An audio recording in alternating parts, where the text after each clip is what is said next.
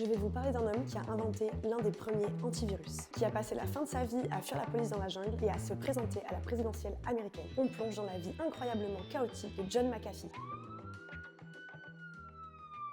Né en 1945 dans une famille pauvre avec un père alcoolique et violent. Brillant en mathématiques, il obtient son premier diplôme en 1967. À peine à 23 ans, il est programmeur à la NASA. Il est l'un de ces ingénieurs surdoués qui façonnent l'informatique des années 70. Mais qui dit années 70 dit aussi drogue et diverses substances. Notre ami John sillonnait les allées de la Silicon Valley complètement défoncé. En 1987, John voit une opportunité financière et développe en un jour et demi l'un des premiers antivirus du monde. Il crée McAfee Associates. C'est le carton immédiat. 1992, McAfee contrôlait alors 67% du marché des antivirus. 1994, John vend ses parts et empoche alors 100 millions de dollars. Intel rachètera sa boîte quelques années plus tard. Mais que s'est-il passé ?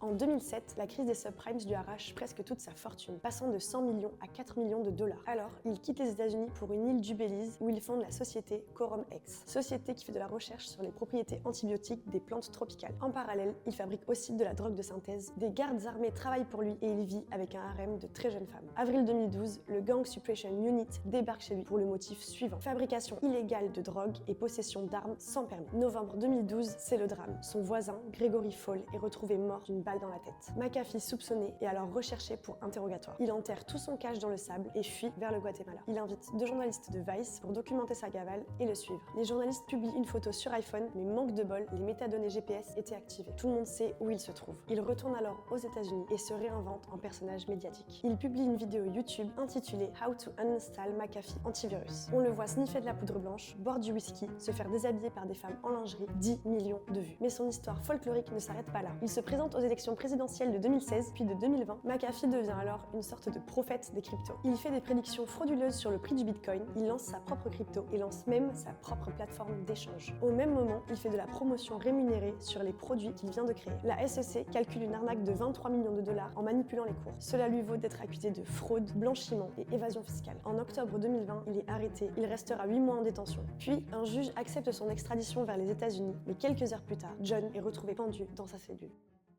Les autorités parlent de suicide. Une tempête de théories du complot est déclenchée et une mystérieuse nouvelle apparaît. Quelques heures après sa mort, la lettre Q apparaît sur son compte Instagram. Publication programmée, manipulation, personne ne le saura jamais. John McAfee était un personnage unique et complètement barré. Pionnier de la cybersécurité et criminel en fuite, millionnaire et clochard, prophète et arnaqueur. Aujourd'hui, l'entreprise McAfee existe toujours et des millions de PC dans le monde tournent encore avec une version de son antivirus. Si vous voulez d'autres anecdotes, likez, abonnez-vous et surtout n'oubliez pas, faites respirer votre patrimoine.